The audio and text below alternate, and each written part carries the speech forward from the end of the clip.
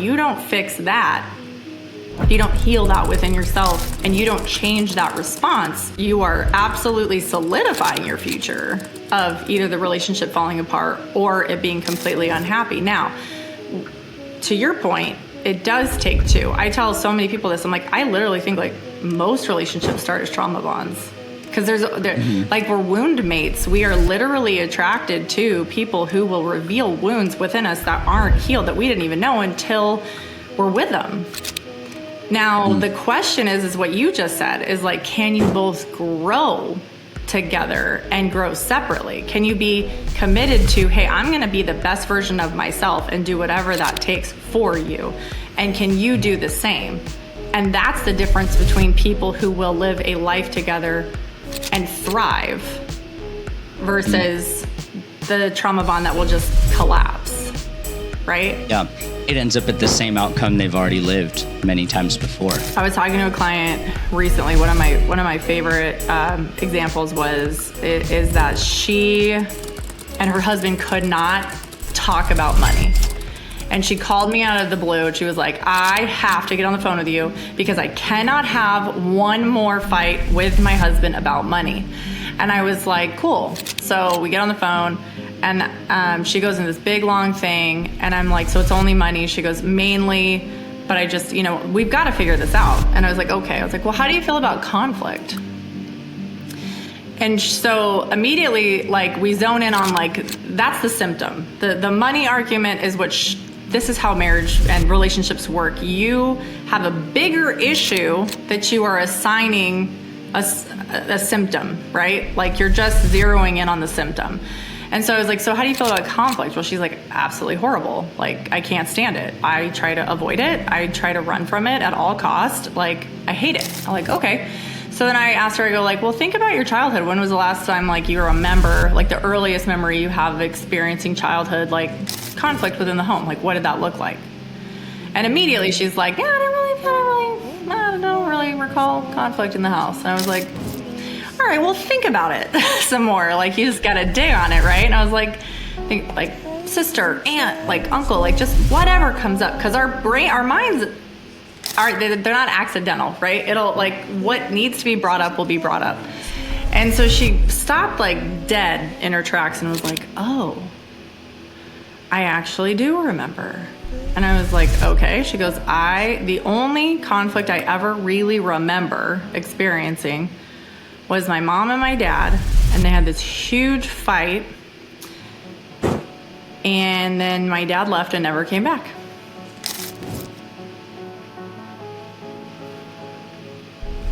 To not think about, right? Like, but that's also how our brain works, is it protects us from hurtful memories that we haven't properly processed in a safe space too, right? And so it wasn't until I brought that up that she was like, oh, and I was like, this doesn't have anything to do with money. Yeah, like, you guys struggle to have a conversation around something that is potential for conflict, and you can't handle that, right? And so all to say is, like, here's the thing. It's always a deeper issue than that. So why do people, sorry, that was a long example of, like you said, why do people choose the same type? And the divorce stats show this. Your likelihood of staying married goes down with every marriage after your first marriage. Ignition sequence start. 3, 2, 1, 0. All engine running. Liftoff. We have a liftoff.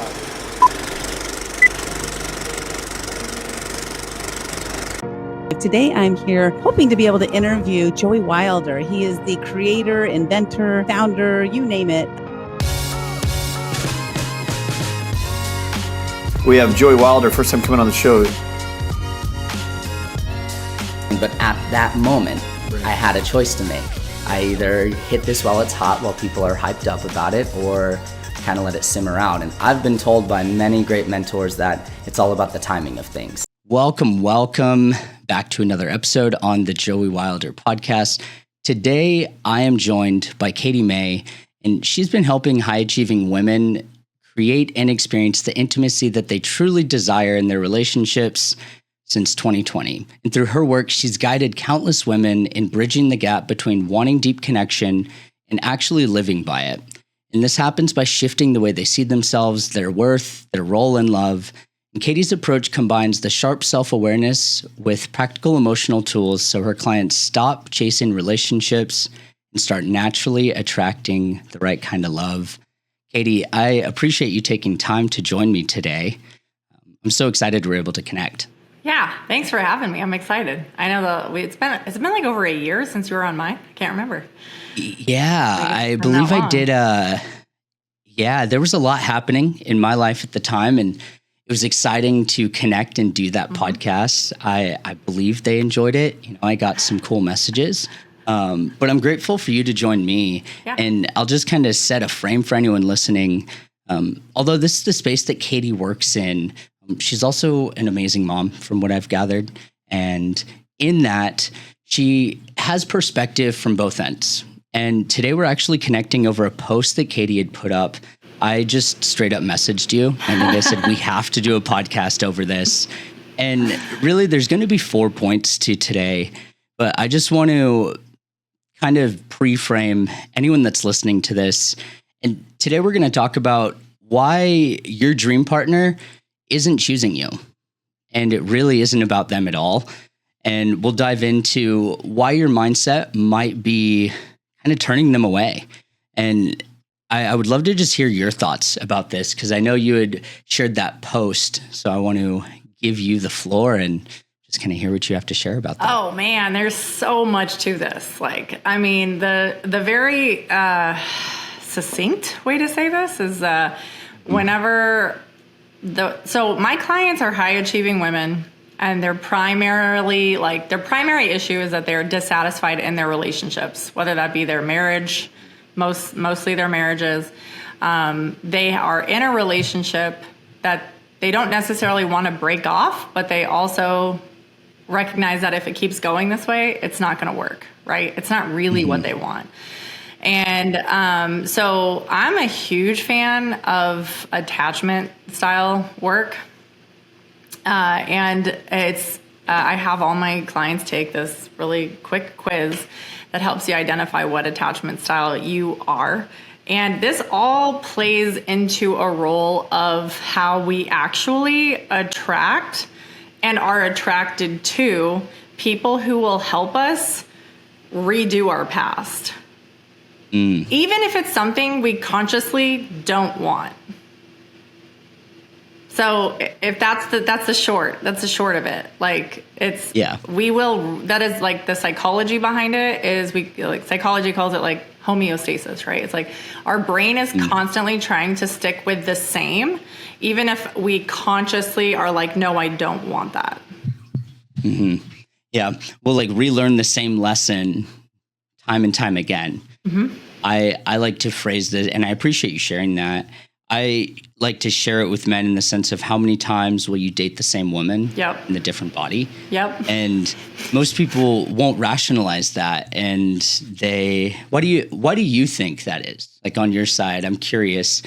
I've worked in a lot of marriages. I've got kitchen table stories for days. I've heard so many things, and I'm sure you have as well. Why do you think that is? It's so interesting because it seems so when you speak to them up front, they're like, they were all so different. What do you mean, right? Like when you ask them that question, like, what are you talking about? They were all so different. And it was like, no, I always love to have my clients, I always like to break down what conflict looks like between them. It's like, give me one example of one conflict you've had with this individual and let's wrap. Because you can tell so much about a person by how they show up in conflict and respond and feel around it. And it's really easy to trace them back to hey, where else have you seen this? Huh? And this is how I connect the dots for people, right? Because it's like, oh no, they were so different. It was like, no, but you literally interacted the same way. So it's these individuals, this goes back to what I was saying earlier, was like, how can I give I can give an example of this. It was really good. I was talking to a client recently. One of my favorite examples is that she and her husband could not talk about money.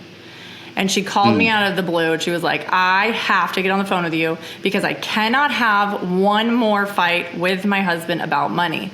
And I was like, cool. So we get on the phone and she goes into this big long thing and I'm like, so it's only money. She goes, mainly, but I just, we've got to figure this out. And I was like, okay. I was like, well, how do you feel about conflict?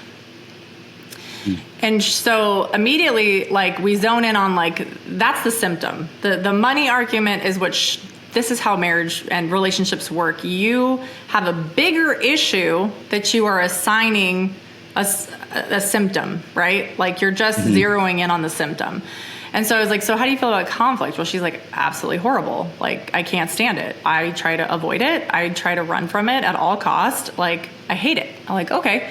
So then I asked her, I go like, well, think about your childhood. When was the last time, like, you remember, like, the earliest memory you have of experiencing childhood, like, conflict within the home? Like, what did that look like?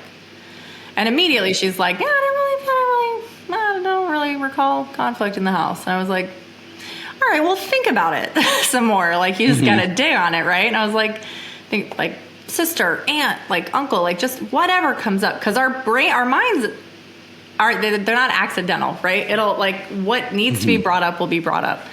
And so she stopped, like, dead in her tracks and was like, oh, I actually do remember. And I was like, okay. She goes, the only conflict I ever really remember experiencing was my mom and my dad, and they had this huge fight, and then my dad left and never came back. That's pretty big to not remember. To not think about, right? Like, but that's also how our brain works, is it protects us. Push things down. Protects us from hurtful memories that we haven't properly processed in a safe space too, right? And so it wasn't until I brought that up that she was like, oh, and I was like, this doesn't have anything to do with money. Yeah, like, you guys struggle to have a conversation around something that is potential for conflict, and you can't handle that, right? And so all to say is, like, here's the thing. It's always a deeper issue than that. So why do people, sorry, that was a long example of, like you said, That's perfect. Why do people choose the same type? And the divorce stats show this. Your likelihood of staying married goes down with every marriage after your first marriage. And that is like exponentially. Yeah. Like, goes from, like, 50 to 70 to, like, right. And that is because when you go, hey, this relationship didn't work because of them, you go into your next relationship completely blind to your part in that relationship. And the truth is you have something unhealed within you, which even if it was ending because of them, you chose that person, you were attracted to that person, and they were attracted to you for a reason. And you didn't figure out why that reason was. So you're going to go out and you're going to choose that same type of person with that same type of energy and those same types of habits that can recreate that same type of conflict later on in your relationship, because your brain is constantly seeking to make sure you repeat the past because it's what it knows. Yeah, absolutely. No, we're conditioned to do what we know. Yep. We like, psychoanalytically don't enjoy things that don't feel normal. We're not wired to do those things. That's why, like, this thing called discipline and follow through is so challenging. Right. Because it's easier to do the thing that feels like a hamster wheel. It's easier to date the person that we know isn't good for us, that is fun for a short period, but you know it's not your person and it's going to end in the same way, or you're going to make sure it ends in that way. And it's just so interesting. And I believe that comes off the coattail of why someone's mindset may be repelling their dream partner. Yep. You know, they will have this vision of the person that, and I've seen this on my end with the men I work with, where they'll have this vision for the ideal partner. And this is usually post-divorce. And I'm not going to quantify time. I feel like I'm asked that frequently. Well, how long should I wait? I don't have a measurable metric for you. It takes time. But in this, they'll have this vision for that person and not realize what comes with that. The upholding of healthy boundaries, the having a value structure that differs than who you were in the past. And sometimes that, I tell men, and I'm going to be a little crass, sometimes that means accepting that, like, I'm not shit. At the end of it, it doesn't matter who was more right, who was more wrong. I've never met a single person, single man, that did not have an equal role or that did not play a role in the separation, the divorce, whatever vernacular someone wants to use to make it sound better for them. I've never met someone who's scotch-free. No, no one is. I've met people that were worse than others, and I'm not here to quantify that. All that matters is there's something new that happens after. And if they truly want to learn the lessons and date intentionally and get that dream partner, not date the same man in a different body, same woman in a different body, and end up one of those bitter men that take to social media, and I see a lot of them. I get a lot of them in my messenger. I believe a lot of individuals forget that there's life that happens after, if that happens. And if they go that route. If. That's the thing. It's if. It's not always the case. It's what the statistics show. And I'll also add, there's a lot of people that probably shouldn't have gotten married in the first place. Oh, yeah. But they did. And with that comes like the next side of it. In your opinion, and I'm going to move to kind of anecdote number 2, when it comes to like the difference between what someone wants, like I want this person, I want them to have this, I want them to demonstrate these values, versus what they're actually ready for. I can actually personally relate to this. There was a time when I was much younger, and this person's really great. And I've now like cleared this with them because I wasn't happy with how things ended, because I was a shithead, to be frank. I was not forthright in my intentions, and I used something small to basically just cut ties. And I recognized at the end of learning this lesson in some very big ways and being humbled by life, I'd recognized that I was really good at cutting people off because I never had anyone that was consistent in my life growing up. I moved around 14 different times before I was 13. I was emancipated when I was 16. No one was consistent, only myself. And from that, I had created the dogmatic story that everyone will eventually leave.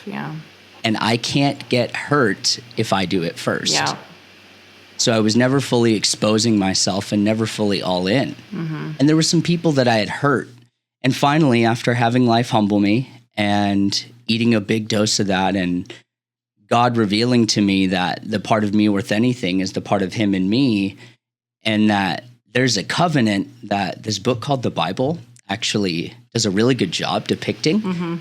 And it allowed me to really find the lessons in that. But before that, man, I had dated the same woman in a different body, and they looked a lot different. They looked like different people on the surface level, on the surface area. But something felt it was like the same lesson. Home, right? Like something just, I always hear that's like the biggest red flag is like, I just don't know what it is, but they just feel like home. And it's like, oh, because it feels like home. Like, because it feels like home. And and was home a good place and where you want to live and where you want to return? And if the answer is no, then it's like, you got some healing work to do, babe, you know? So yeah. That goes. So, sorry. Go ahead. Continue. Go ahead. No, go ahead. No, there was a glitch. Go ahead. I was just gonna say that kind of goes back to like what you're talking about here, right? Is like the difference between like I know I don't want what I saw growing up or what I experienced growing up. That's a conscious level thought, right? I see a flame. I don't want to touch it. I know it's hot. That's a conscious level thought. But the fact of the matter is if we go back to, again, our brain is going to be attracted to what we know best. And if, to your point, you were most comfortable being left, truthfully, that's what you learned. That's what you knew. It's not what you desired, but your brain goes, that's what I know. So that's what I'm going to continue to choose, right?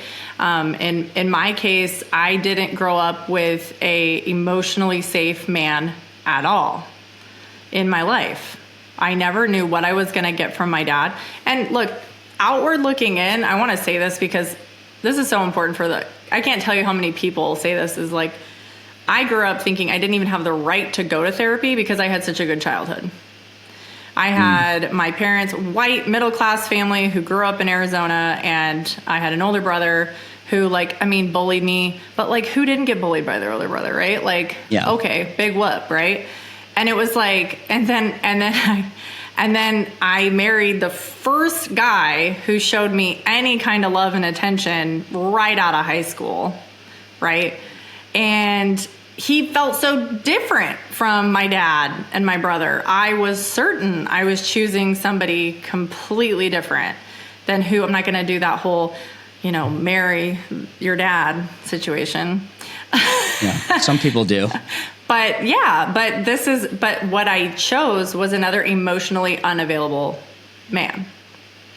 Mm-hmm. Despite my best conscious efforts. It was just in a different form. Just in a different form, right? It was well, I knew my dad as my dad. I knew my brother as my brother. I didn't know how either of them interacted romantically. But what I was attracted to, what I was actually attracted to, and I actually talk about this a lot too, is how we're actually attracted to the red flags. Mm-hmm. The red flags we see in people will leave the relationship and be like, oh, I just ignored that red flag. I go, no, that actually is what solidified you staying in it. You didn't ignore it. You saw it and you said, oh shit, that's actually why I'm staying. Because that's what we do. We go I loved his care. I love how charismatic he was. I loved his happiness and positivity and all of these great things when he was those ways. And then there would be this other side to him. That was really hurtful and backhanded, but then he would dismiss it, and then I'd be like, what? And I was like, that doesn't make any sense. You're so nice and so great over here, and so many people love you, and then you can be so hurtful here, and then you tell me I'm crazy for feeling that way because you didn't mean that way and you would never do that. And then I was like, what the okay, it must be me. And guess what? Guess what? I grew up feeling my whole life around my own feelings, that I felt too much. I was too reactive. Gosh, Katie, calm down. What's wrong with you? Why are you feeling this way? You shouldn't feel this way. And I never knew what I was going to get from my dad. I never knew who I was going to get from my brother. And I was attracted to the exact same. That's what actually got me to stay. It's called a trauma bond.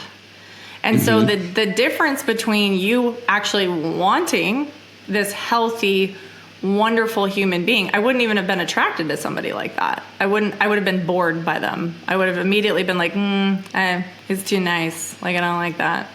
Right? Which happens. And this is where we repel the very thing we want because we haven't healed what really needs to be healed within us. And that's why those fireworks and that inconsistency felt like, oh my gosh, I don't know what it is about him. I just can't leave. I just don't want anybody else, right? And it's even though he's not good for you, this, I work with women like this all the time. They're in really unhealthy narcissistic relationships. And it's but this is why. It's not him. It's the dynamic he's creating within you that you're so familiar with. And that's what's hooking you.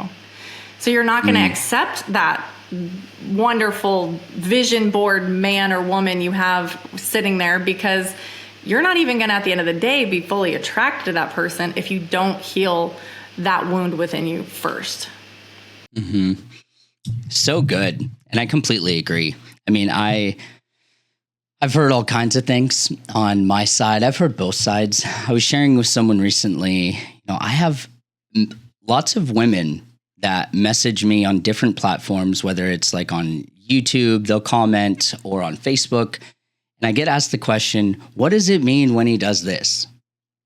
And it's I have some great answer. I don't have answers to these things most of the time. And because I don't know these people, they're not clients, they're not anything. They're just random people they that just have want found a translation for their guy. Yeah. What is it? What does it mean when he does this? And I'm I don't know. I think it means what he's saying. There's no in between the lines. And I didn't mean to go off on that tangent, but all of that to say, on your end, when someone is in that dynamic, I always say the relationship as it stands is dead. You can create something new only if you both are in the same place. That also requires a man to have a sense of humility and admit, like, yeah, I've led us into a train wreck. Or I didn't lead us at all and the train has crashed because, well, I wasn't guiding it.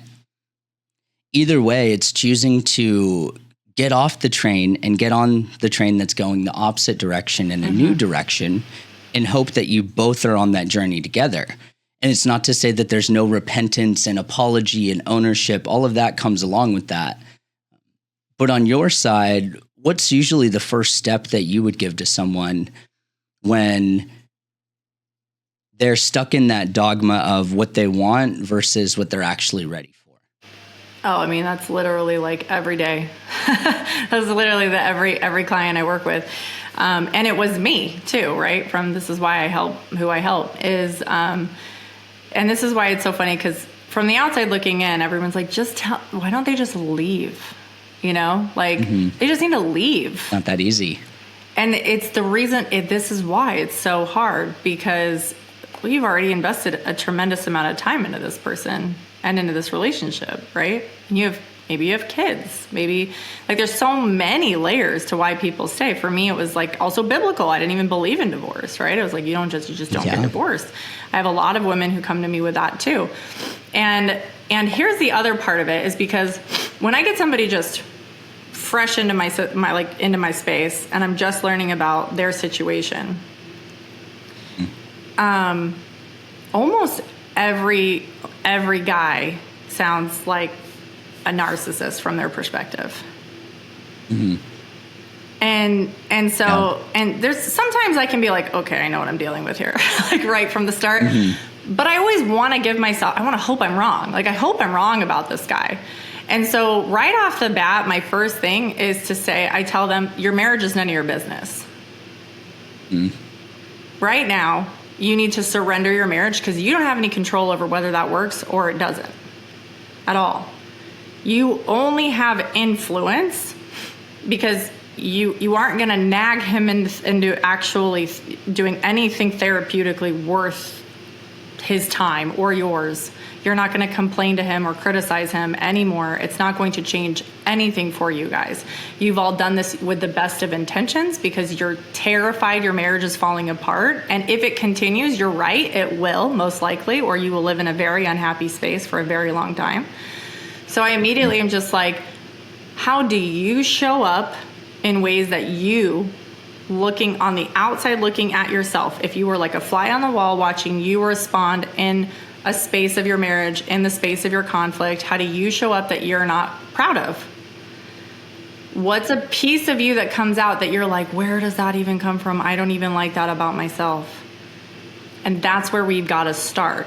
Because no matter what happens with your marriage, if you don't fix that, if you don't heal that within yourself, and you don't change that response, you are absolutely solidifying your future of either the relationship falling apart or it being completely unhappy. Now, to your point, it does take two. I tell so many people this. I'm like, I literally think like most relationships start as trauma bonds. Because like, we're wound mates. We are literally attracted to people who will reveal wounds within us that aren't healed, that we didn't even know until we're with them. Now, the question is what you just said, is like, can you both grow together and grow separately? Can you be committed to, hey, I'm going to be the best version of myself and do whatever that takes for you? And can you do the same? And that's the difference between people who will live a life together and thrive versus the trauma bond that will just collapse, right? Yeah. It ends up at the same outcome they've already lived many times before. Yeah, because speaking from my own experience, my marriage was very toxic and my relationship was very toxic for a long time. But that again was something I was very used to, but I didn't want.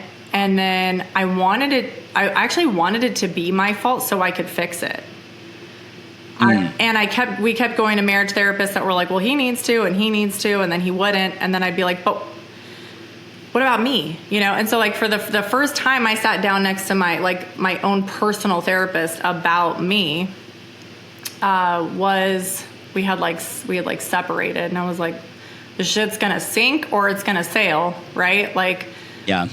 what do you do here? I guess I figure out something about me here in the process. I still have to be a good mom, and one day I want a good relationship. And when I sat there and I realized, oh my gosh, I have so much toxic responses. Like, I have so many things I need to work on too. It leveled out the playing field, and I was like, man, there might be hope here. And there truly was. Like, there truly was hope for the first time. It was like, man, I actually can come in here and I don't have to respond with anger or hate or cuss or scream or freak out. I can control my triggers because I know the source of them. Like, when you step into that true emotional awareness of yourself and you do that work, it's a freaking superpower, and you can break down unhealthy dynamics in those relationships, right? But then when that other person doesn't want to come along for that ride, and they don't want to look at themselves and do that same healing work, no matter what you do, you can't. It's like wearing a ball and chain and trying to swim up from the ocean, right? Like, nothing you do is going to fix that. Yeah, that's a shitty situation to be in. It is. Yes, it is. As well. And I appreciate your openness in sharing that. And I believe that goes like right on topic of like the third anecdote I had referenced, which is how to become the partner that your dream partner will choose without hesitation. And it's being aware of your triggers, because some people really like to stoke the fire. And it's usually, and I've seen this a lot, because I'll just ask guys like, why'd you say that? Because I'll have them pull up their texts on screen. Like, show me the text. No. Don't take a screenshot. Pull up your screen and share the screen. And I'm like, why did you say this right there? Because you wanted to see a reaction? Or why did you retreat and then you stopped when she came after you? It's because it validates the story in your mind that, oh, they care. They care. We hang up on someone abruptly, which is my number one trigger. Yeah. I hate it. Super disrespectful. It makes me feel like I'm unheard and that my words are not valid and valuable, which is just an inner childhood wound when I felt like no one was listening. I mean, I think it's also okay not to like that. Yeah. I mean, it's a shitty thing to do. It's on a deep level. I hear what you mean. Yeah. And when that happens and they call back, I would be lying if I said, I care. What it really is a lack of healthy boundaries on the other end, and a lack of clear expression on what I'm feeling. Hey, I'm feeling triggered in this moment. I'll call you back in 20 minutes when we both can feel more comfortable to have a conversation. Instead of, fuck you, bye. It's my favorite. And then they call back and I'm like, hey. Hi. Yeah. No, I'm sorry. Like, and then you're back at square one. Then you guys probably have makeup sex. And then you think everything's good. And then you're back there. The next time.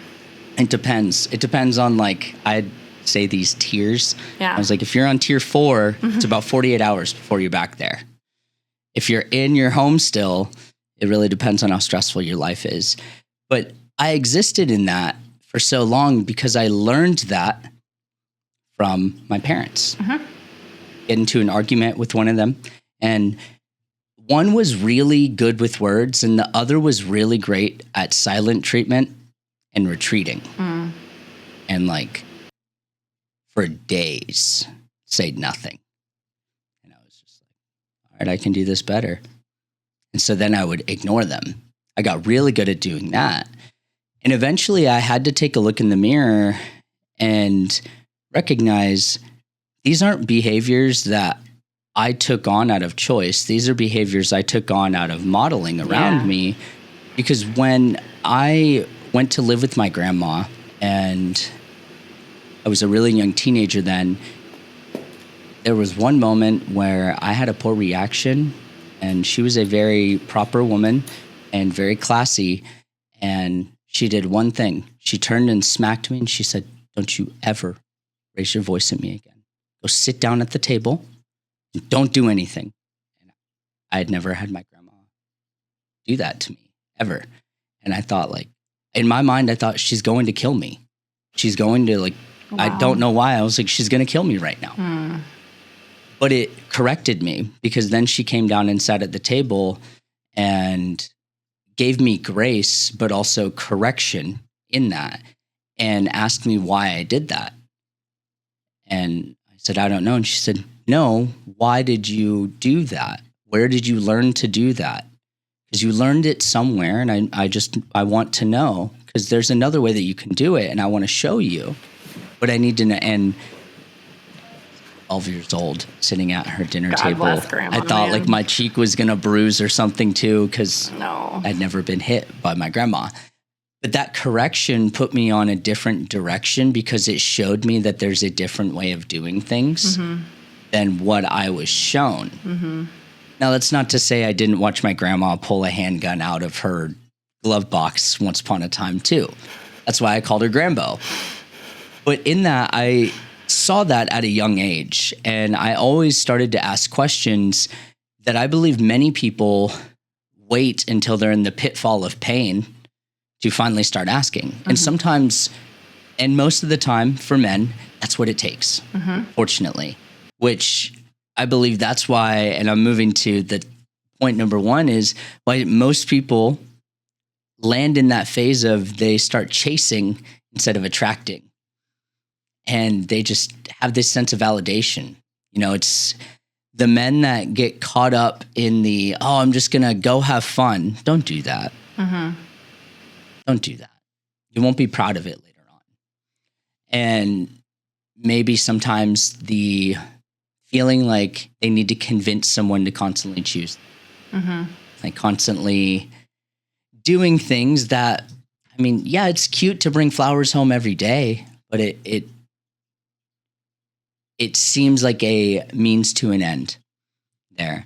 I'm curious, when it comes to like chasing and not attracting, what have you seen on your end in your work? I mean, the short answer is all a lack of value. You know, your own personal value. And you're looking for somebody external of you to show you that you are valuable. And so that becomes that chase, right? Is like, if I get these flowers every day, it means I'm something, right? If I can just get a guy like this, who looks like this, who acts like this, who makes this much money, right? Like, if I can, or in my case, I work with a lot of high achieving women who are really comfortable living in their masculine, and they so desperately, honestly want their man to lead, right? But they can't even receive that, you know? And so like they chase what they can't even have, which is they want to submit. They want so badly to have a soft space to land, but they can't even do it because they're so in a control element of like, I need to be in control of everything. I need to have control of everything. And so even though I desperately want this man to lead in my life, she chose a very passive man, right? And that whole thing just re-solidified the story of her lack of value. And that's like kind of the reverse way of doing it, is she picked somebody who would solidify the fact that she wasn't valuable, that wasn't emotionally attentive to her needs. And therefore she now knows, okay, I'm not valuable. And so that leads to like the chasing. Yeah. Yeah, because then it's like, why don't you ever? And why can't you? And why don't you? And why don't we? And you nevers. And like the bitching and the complaining and the nagging that the guys will say, like, she's just, I can never do anything right. I can never do anything right, no matter what I do. And it's like, on some level, that might have some truth to it, right? Because I also will have this really interesting phenomenon is when the women actually get what they want. And they're like, what happens then? Super uncomfortable. Like I have to coach them through a phase of like, why are you discomfortable? Right? Why are you uncomfortable? they're like, I don't know. I feel guilty for even feeling this way. He's doing everything I want him to do, and he's doing the work, and he's being amazing, and I should just be happy with this, and I'm not, and I feel awful. And it's like, why? It's like, because it's not what you're used to. So do you feel like sometimes there's a sense of like sabotage in some way, or like shit testing? Absolutely. Is this really who you are? Absolutely. Yeah. Yeah. I've seen that on both ends. Yeah. So interesting. Absolutely. Because again, it goes all the way back to, and by the point of like, when I'm working with women and their men have leaned in enough to be like, oh shit, I got to do my work. And the ones that do, right? The men that come along and say, hey, I gotta do my own work, and I'm doing the work, and now they're having these great conversations. And again, it goes back to the hope of, hey, I'm getting on a conscious level what I dreamed of and what I wanted, but there's that other level within me that I still crave that chaos. It's like they have to go through, you have to mourn a loss of that part of yourself. That little, like when you talk about like what you learned out of being modeled, and it's actually like we learn it from necessity as kids. Gabor Mate, you know him, he's just like a freaking genius, right? In child like psychology. Yeah. And he talks about like kids growing up, like let's just say like, hey, even if it's just like on a mild version, I always like talking about that because so many people out there who are like, I don't need therapy, I'm fine. And it's like, everyone does. Like even if your parents were like, you're throwing a fit, get out of my face, go to your room until that's done, right? And so this little child who doesn't even have the prefrontal cortex available to control their emotions just learned, oh, if I have emotions, something's wrong with me or something's wrong with them. And either way, I lose my attachment. And as a child, that attachment is a necessity. It's not a luxury. I literally, like, this person feeds me, clothes me, loves me, puts food on. So it is just like you said, you thought my grandma was going to kill me. I was like, yeah, because like as kids, we are literally like just surviving. We are a product of our environment. Yeah. And so we don't just learn it because it's modeled. We learn it out of necessity and survival. It's like, if I act this way, I lose my attachment. And so he says we have two choices. Either something's wrong with them or we internalize something's wrong with us. And if something's wrong with us, then we get to keep our attachment. And so we internalize it so we can keep the person in our life. Exactly. Which makes a whole lot of sense why we go out and we sabotage relationships too. Because it's like, if we're still, again, out of necessity, we're going back to what we knew, which was chaos. You hear people say like, I function so well under chaos. And it's like, that's not how you thrive in chaos. I thrive in chaos. Yeah. Like that means something to you, and you reinforce it. And so what do you think you're going to do when you're in a relationship? If you truly believe this about yourself, you're going to mix some shit up, man. You're going to create some chaos. Yeah, for sure. Absolutely. I don't know if I answered the question. So interesting. No, you did. That was perfect. You know, it's so interesting because I've seen so many different forms of like seeking validation or like trying to convince someone to choose them. And really this energy, that feeling, that showing up that way just comes from a place of lack. Yeah. Because true attraction comes when, in my experience, when someone is standing firmly in their values and knowing and recognizing their own value. Yep. And I believe that also parlays perfectly into point number 2, which was standards are flexible, or your standards are flexible. And I was actually speaking with a client about this the other day, and I've gotten this guy to I've changed this man's life. He's a younger guy, and he just turned 30, and it's really cool to sow into his life. I've led him to faith, and that's just beside the point. That's just a byproduct of working with him. But I was speaking with him about his standards, and he's not in the phase of dating. However, he likes having healthy conversation. And he was sharing with me how he was just entertaining conversation with this person. He was like, it's just kind of a drag every time they text. And I was like, so cut it off in a delicate way. He was like, I don't want to cause the conflict. I don't want to rock the boat. Like, man, you're probably the same type that doesn't bring up that something is a boundary for you. So you keep it in and you don't bring it up. People pleasing. Yeah. Yeah. And he turns to me and he's like, fuck. Okay. And that had come at the coattail of mentioning to him, when your standards are flexible, it means that you're going to find yourself in this place where you're subtly ignoring your needs. And boundaries are simply telling someone how you want to be treated and what happens if you're not treated that way. And he actually got to see that demonstrated at my home with a friend. It was over something small, like a piece of candy that I tossed to this person. And I had believed that they caught both of them. They didn't, and my dog got it, and my dog can get very sick from this. So I brought it up to them, like just right then. And I said, hey, you had told me that you caught both of them. Obviously you didn't. In the future, please just let me know. I'm not going to be pissed, but I would have been mad had my dog eaten this and gotten really sick. And it was no big deal. She was like, hey, my bad. I didn't mean to lie. And I said, yeah, please don't feel like you need to not tell me you didn't catch something. Like, I'm not going to be mad, and we can talk about that more if you need to, but just don't want the dog to get sick. And she's like, yeah, for sure. And he got to see us just have the conversation, and I just went and continued. I think I was playing piano, so I went back upstairs.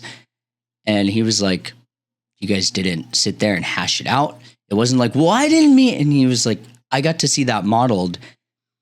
And to bring that full circle, he got to share with this person, like, hey, I don't know if I'm really enjoying our conversation the way I once did, and I don't want to keep you expending your energy with me. You're really great. I just think we're in different places right now. And he got to stand in his standards and not have this flexibility with certain people because you don't want to upset them or they're this person's friend. But I'm curious on your end, like, what have you seen when it comes to this flexibility with standards? Flexibility with standards.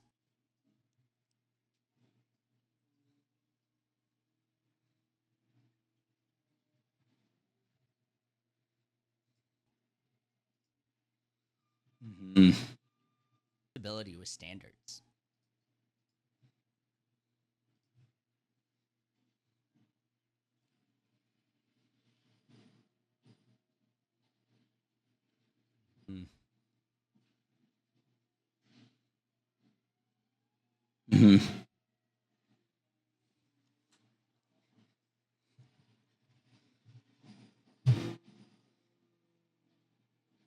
Yeah.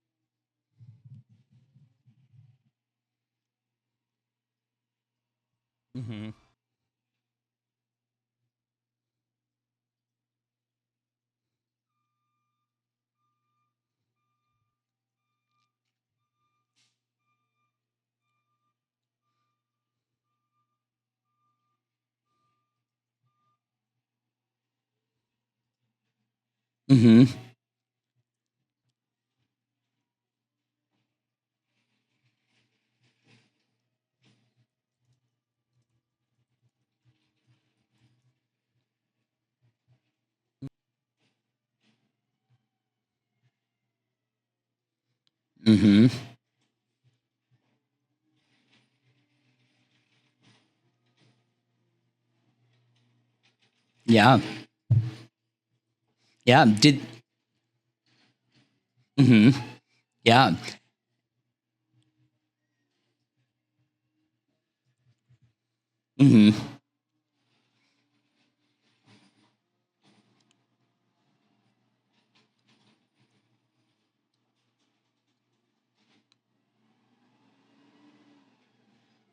Mm-hmm.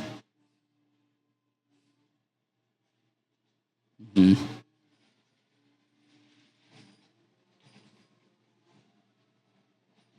Mm-hmm.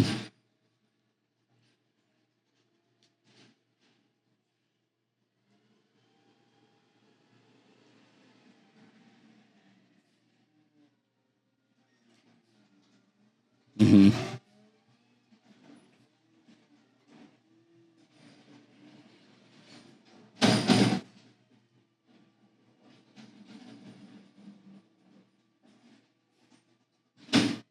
Mm-hmm. And yeah, and that's absolutely fair to do that.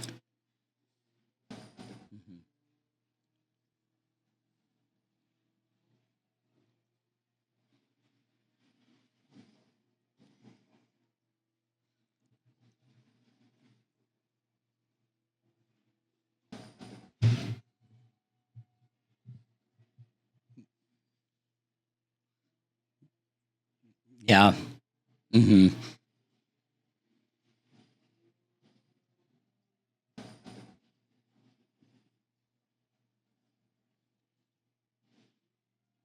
Mm-hmm. Mm-hmm.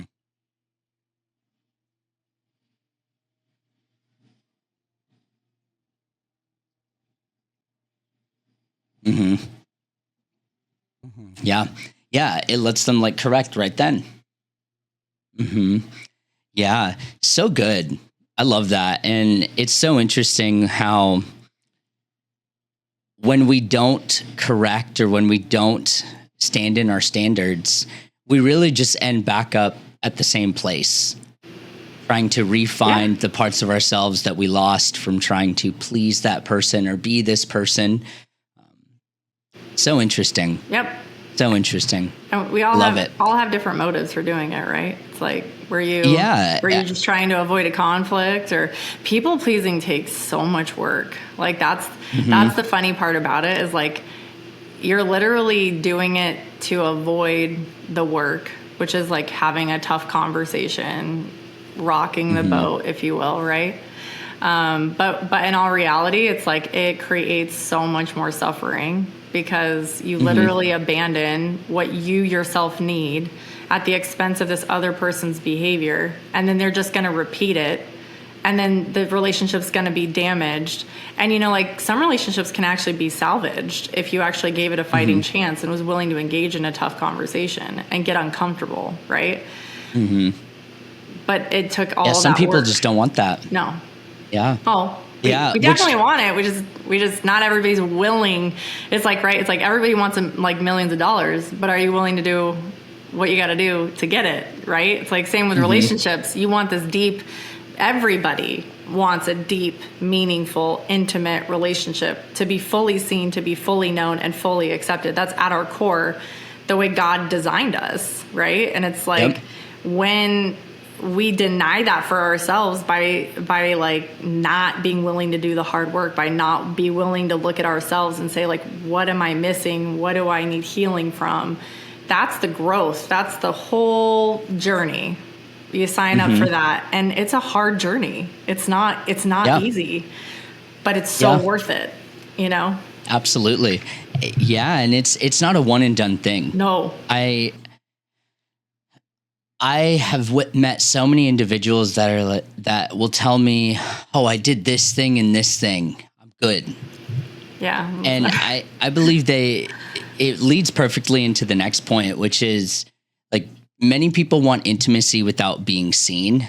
And they crave this level of closeness or what they believe is intimacy, but they still hide the parts of themselves that they struggle to love, that they fear rejection, and the part that's asking for connection while at the same time blocking it. And the dream partner that those individuals are desiring, they can't choose the version of you that they've never fully met if you haven't fully met them. Yeah. And that's really like what it comes down to is, you know, all of these are cohesive as well. When we're chasing and not attracting, and we're lacking this sense of validation and value, that comes back to us. Yeah. And when our standards are flexible, we just want to please that person because we want them to pick us, like pick me. That was a big core wound when I wasn't picked on the handball court. That's a true story. I didn't like being the last kid that was picked, and it always happened. But when it comes to intimacy without being seen, I guess what's your like cliff notes there on what you've experienced on your end? You know, I've seen men desire intimacy, yet not want to take ownership for the roles that they've played. I mean, in a true way, not a, hey, I'm sorry for that. And I'm not saying in a greatest Victorian letter ever written type of way. Right. There's a continuity, a consistency, and maybe perhaps a part of themselves that they need to kill or let die that isn't serving them anymore. Yeah, but I'm curious on your end. It's the protection mechanism gone wrong, right? Like that's really, it's like really similar to what you described earlier on. As like, if I leave them first, they can't leave me. And that's exactly what you see with people who, hey, if they don't really know me, right, then yay, right? Like if they don't really know all these parts of me, I can protect that part of me and I never have to experience any kind of judgment or rejection, right? But then what actually happens is they don't really know you, so they can't really ever, like what you were saying, they can't really truly accept you because they don't really know you.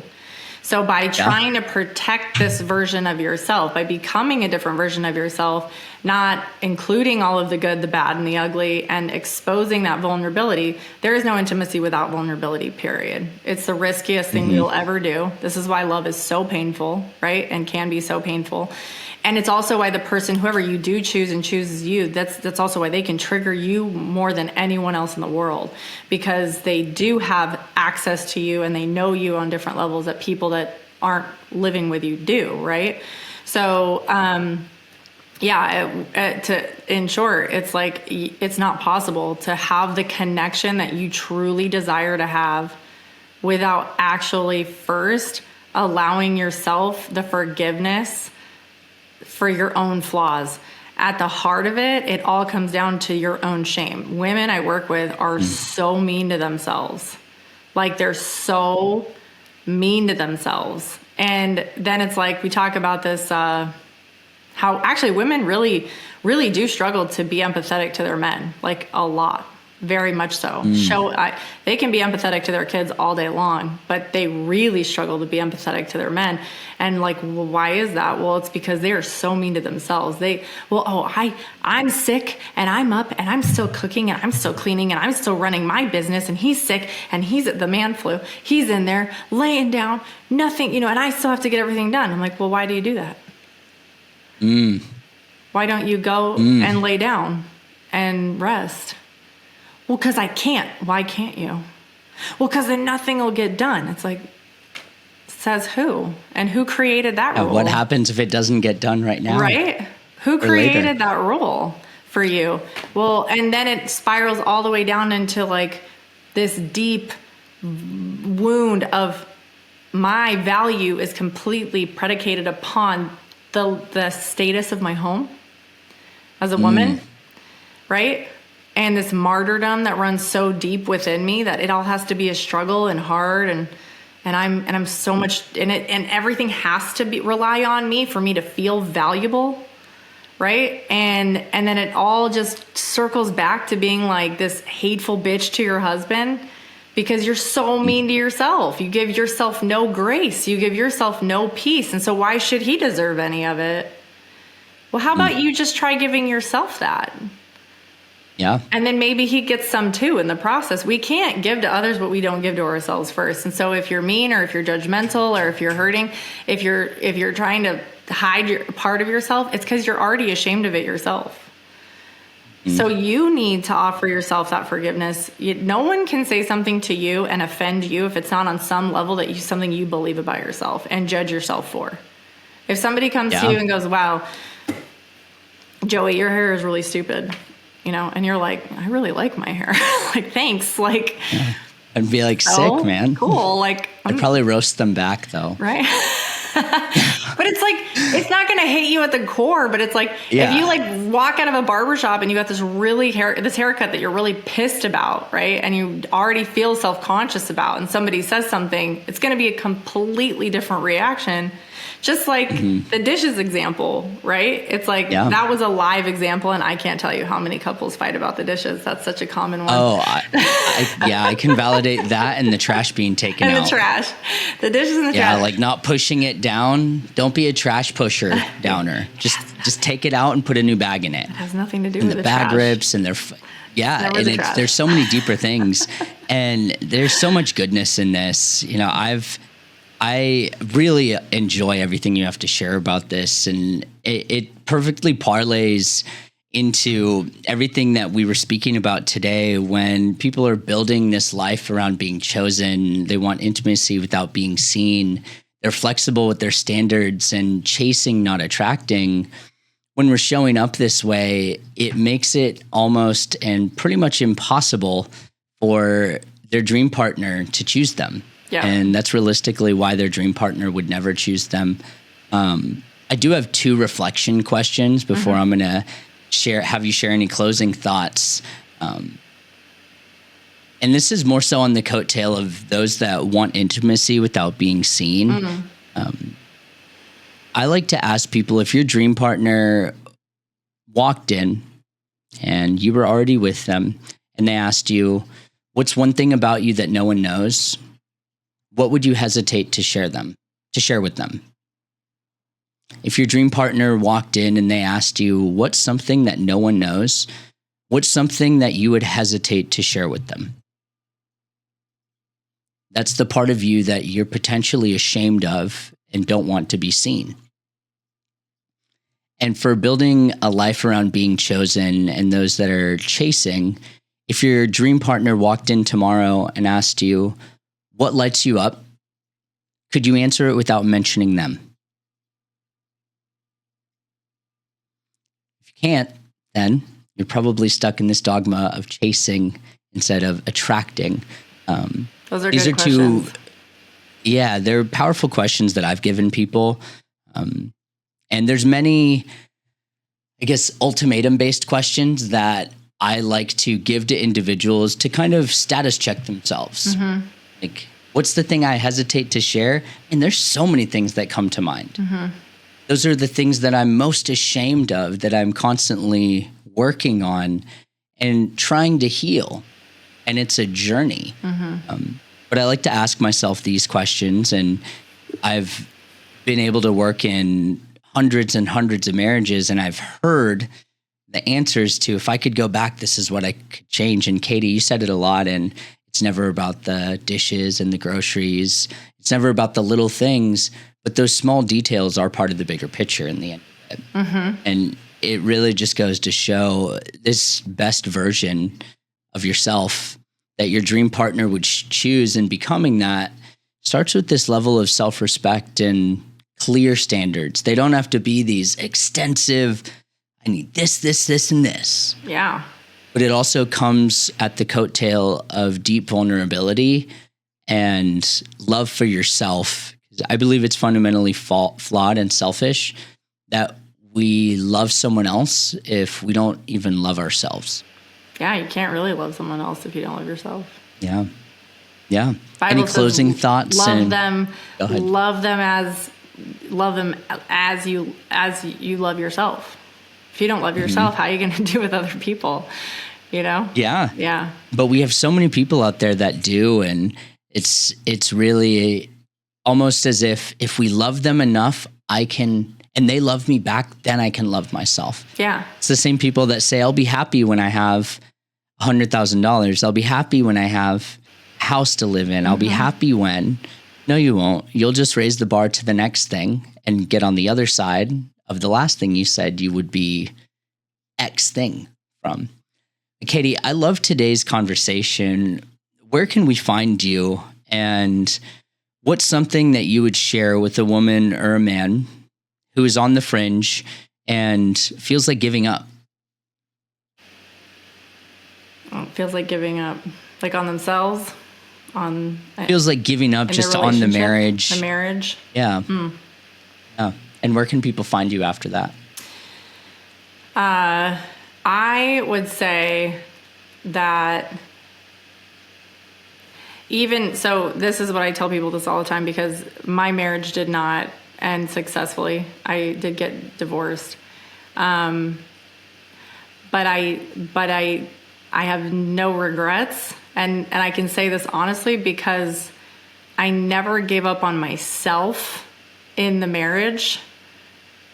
And so when it ended, I knew without a shadow of a doubt, not only did I know without a shadow of a doubt I had done absolutely everything I possibly could, but I also learned about myself and healed so much within myself that I left in a very healthy place.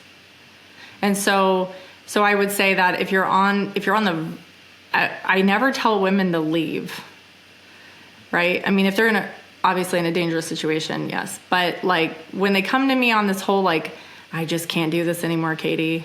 I just can't. But I just don't know if I want a divorce. I'm like, done. Then that's your decision. You're not doing anything right now. Heal yourself, do the work on yourself, and it will become completely clear what you need to do when you need to do it.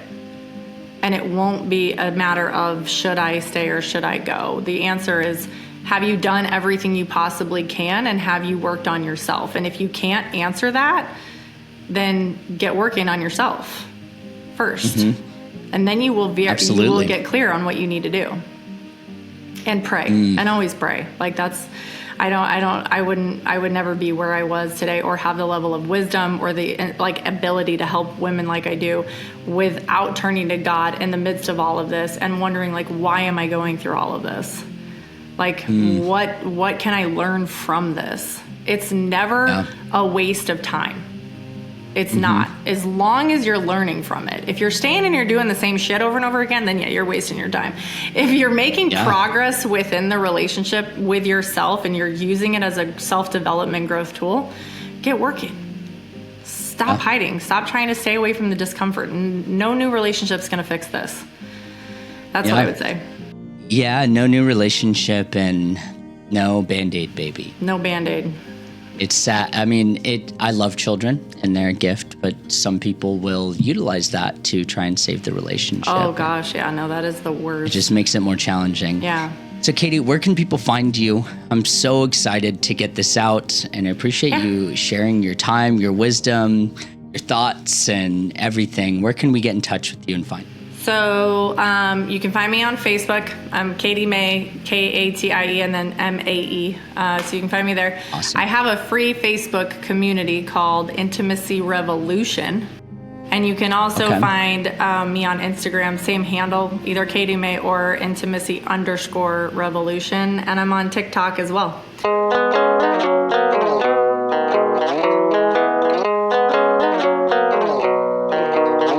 I hate the small talk. Please quit telling me about you.